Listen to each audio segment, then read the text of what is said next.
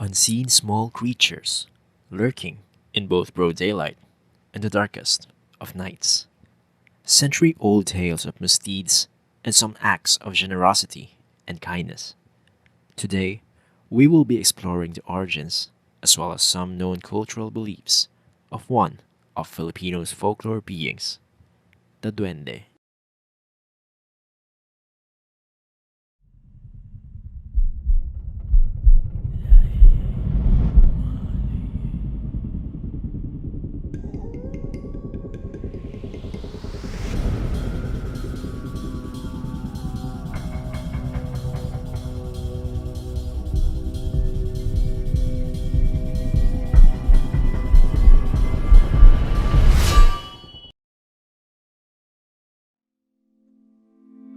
Of Spanish Celtic heritage, the term duende came from the phrase dueño de casa, which translates to possessor of a house.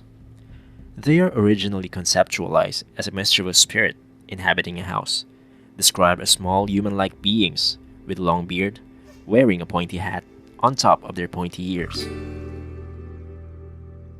Duendes are believed to be affiliated with the earth element, based on the classification of the Swiss philosopher, mystic, and physician Paracelsus.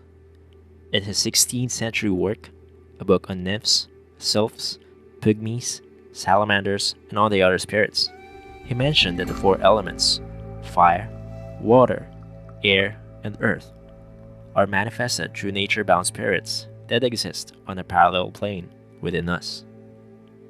The reason they can't be seen with the naked eye is because, unlike humans, they don't have the same organic flesh and soul that we inherited from Adam and Eve. Each elemental is based on the type of nature element they are associated with. In this video, we will focus on the elementals that the Duende are closely linked to, the gnomes. Earth elementals are called gnomes, which, as the name itself, means that they draw their composition from the earth. The term gnomes came from the Greek word genomos, meaning earth dweller. These beings are manifestations of stronghold, support, grounding, and foundation. They also portray a sense of belonging, security, and of possessiveness. This is the reason why they are known to inhabit themselves to a specific locale and tend to be protective about it. They give soul to every rock, every crystal, every flower, every dot of soil that exists in their environment, by invoking color and texture to everything they see and touch. Gnomes tend to dwell on hilly meadows and rocky woodlands. They are known guardians of the forests and mountains within their dwelling. They are also associated with the direction of north on the global compass, and believed to hoard precious gems and crystals hidden underneath their dwellings. While each gnome have their own distinctive looks, they are generally described as small beings of about 15 to 30 centimeters tall. However, they are believed to be able to change their constitution at will, owing this ability to being one with the earth. Their feet resembles an odd pigeon-like shape, which gives them the agility to breeze through above and underneath the ground with ease. Male gnomes wear pointy hats, boast cheeky features, alongside their long gray beard. On their belt are various unearthing tools that they use to build and maintain their constructs.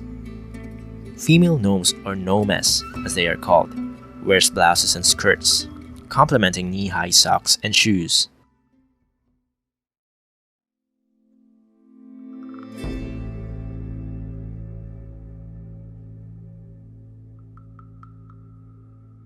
In the Philippines, duendes, or gnomes, as we have called beforehand, are popularly believed to home on small soil formations, garden rocks, and roots of large trees.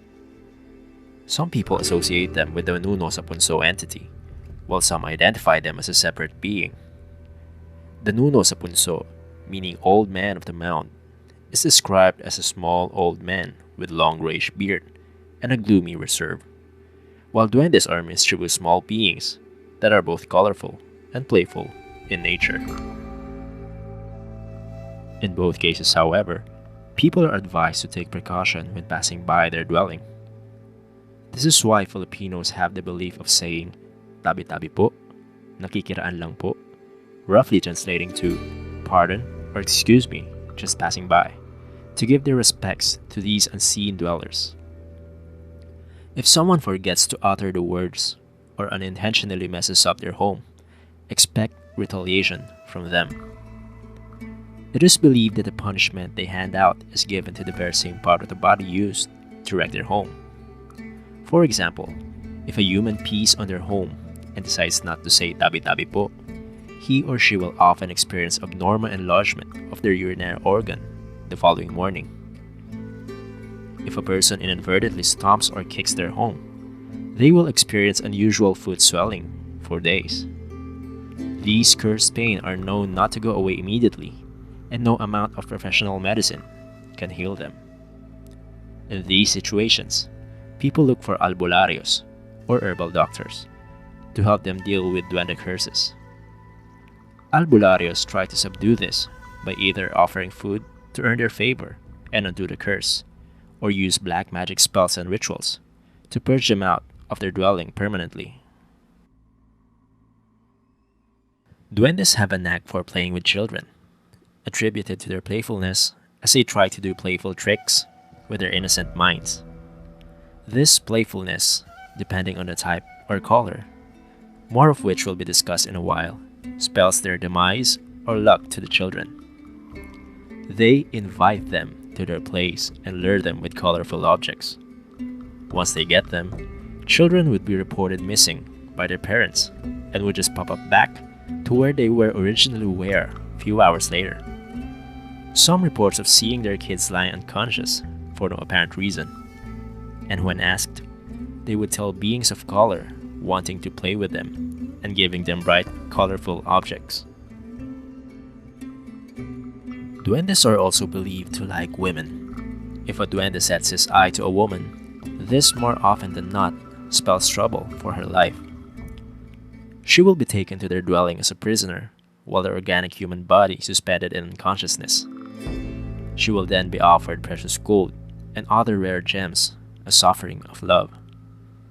If the woman decides against it, she will be kept as a prisoner, and in some cases, won't be given food or water, and even prohibit them from talking, until she can take the suffering and submit herself, or die in their kingdom. Another one of these beliefs is that if a duende has taken a human home as its kingdom, it will only be seen by those inside that it has taken a liking on. They will appear at certain times of the day, most notable during noon and just before sunset. Sometimes, random small objects in the house will just disappear into thin air. People will start searching everywhere pointlessly, only to see the missing object in its original place after they have given up. This mischief is widely attributed to their playfulness and wanting to get attention from humans.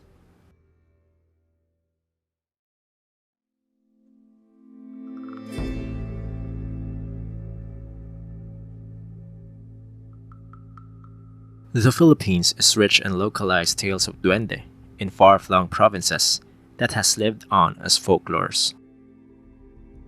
In Surigao, there is a race of dwarves called the Sagay, believed to live inside gold mines and exchanges these for chicken blood and, in some stories, of children.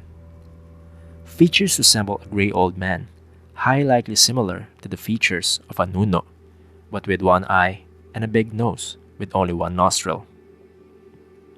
They are believed to steal women they like and abuse them physically and mentally if they do not heed to their favor.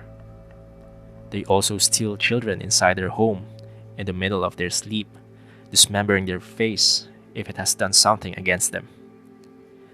They generally do not like spices and, for reasons all familiar to Filipinos, hate salt.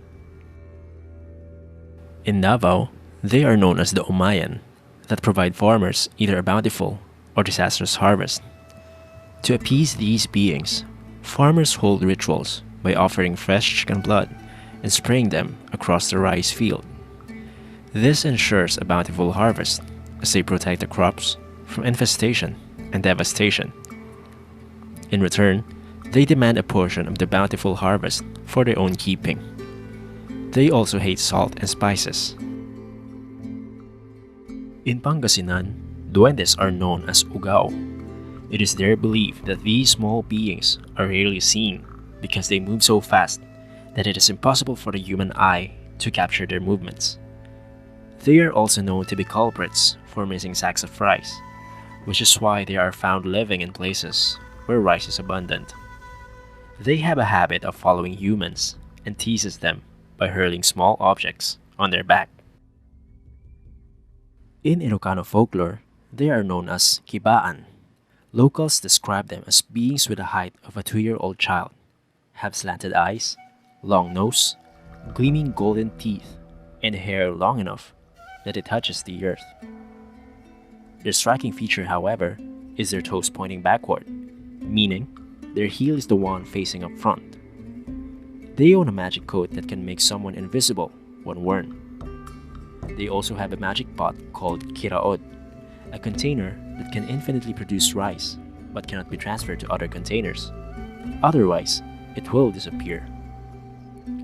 The bangar tree is considered their home, but are also believed to dwell on trees where fireflies can be seen. They like to maintain their home clean, but tend to release a strong spicy odor after sunset. At night, they can be seen happily humming and singing with their guitars. It is believed that they like to pick up small things dropped by humans and store them in their magical pouch. They are also keen to get attracted by beautiful women and believed to be able to impregnate them. In Ilonggo folklore, they are known as lampong. These duendes disguise themselves as a white deer with a notable bright eye in his forehead. However, its true form is a 2 feet tall humanoid creature with bright yellow eyes close to each other and a long beard.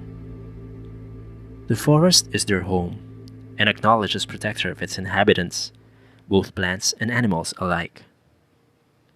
Any human who attempts to destroy trees or hunt animals for food will inevitably get retaliation from them, usually inflicting them with a serious illness.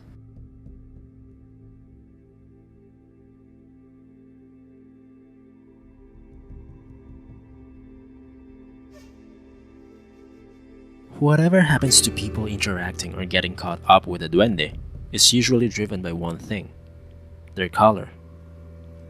People who have experienced seeing duendes tell tales of several types of duende based on color: black, white, some saying that there are red and green ones. Of the 4, white duende is the only type that you want to mess with, if you ever get to see one. They are the good guys and the ones known to bring fortune and blessings to whoever can gain their friendship. Though duendes are generally known to be playful, they are the quiet and calm types and has the ability to dispel and heal a person out of a curse. Contrasting as it may seem, black duendes are believed to be luck-bringing types. However, most people associate them among the bad ones and rather not mess with. There have been stories that say black duendes can be communicated, reason out with, and bring luck to someone they can befriend. Green duendes tend to be playful with young children.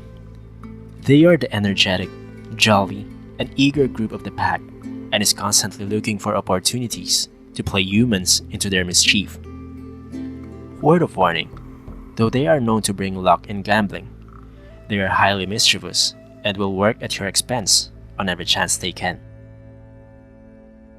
Among the 4, the red duendes are the ones you do not want to mess with or see at all, as the whites are considered the good.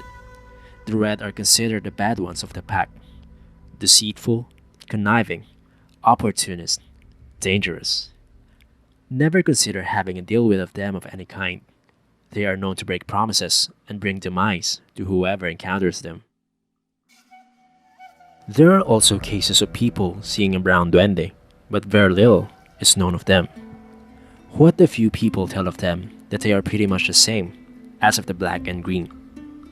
While there can be good amongst them, one should take precaution when seeing or dealing with these.